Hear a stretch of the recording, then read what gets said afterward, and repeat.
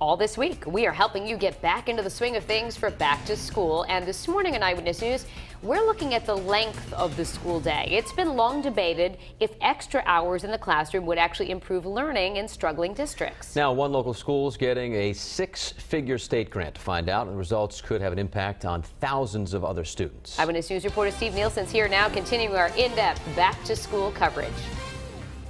Gomes Elementary has 700 students. That makes it the third largest in the city of New Bedford. So any change that would happen there could have a big impact on the rest of the city. And the change coming to Gomes this year is big. As a fly on the wall of Miss Florent's fifth grade class at Gomes Elementary School in New Bedford, you may not notice the differences. But dig deeper and you'll see the changes coming. I can't wait to see the enrichment, the knowledge, the depth, the all-around greatness that they're going to have. When classes start, kids will be spending more time inside the doors of Gomes, 1 more hour in the classroom each day, thanks to a state grant called Expanded Learning Time. Since 2005, the grant has helped 19 low-performing schools by adding more than 300 additional hours of learning into the school every year. Superintendent Pia Durkin says it could jumpstart this part of the Bay State. We know good instruction and good progress that kids make is related to how much time they spend in school.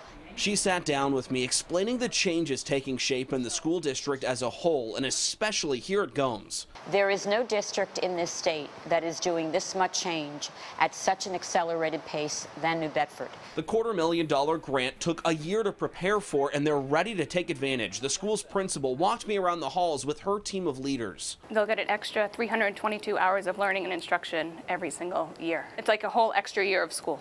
The superintendent says students in New Bedford need the extra time in school. In nearly every metric you can find, reading, math, and science scores, New Bedford is near last compared to every other district in the state. But how will the kids respond to more time in class?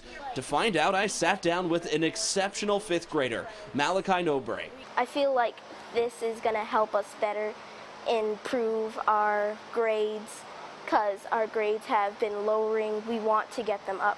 The kids will feel it, and having that extra time with them will provide time to do project-based learning and all the fun stuff that we haven't had time to do. Durkin thinks this grant, combined with new approaches at the high school level, will be a catalyst that not only changes kids' lives in New Bedford, it'll also change how we perceive the Whaling City. When families open up the map of Massachusetts, they will say, that's where I want to live because my children are going to get an excellent education there. Last year, Massachusetts gave out more than $14 million in grants for expanded learning time.